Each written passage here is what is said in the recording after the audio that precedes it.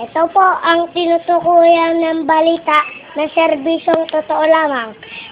May nasunog na naman pong isa. Malapit po sa Block 34, CH9.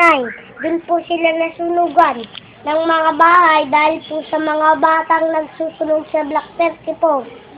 Ito po ang tinutukuyan ng balita. Serbisyong totoo lamang. Ito po ang mga... Nandito po kami sa bahay ng nasunog na bahay kanina po. Dahil po sa sa lalaking nagsusunog at nagwawalis, dun po nasunog ang lalaking bata.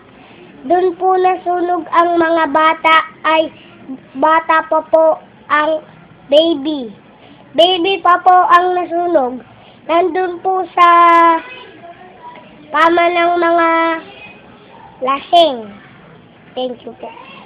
Mel? Ako si Mel. Tiyan ko ang iyong kapuso.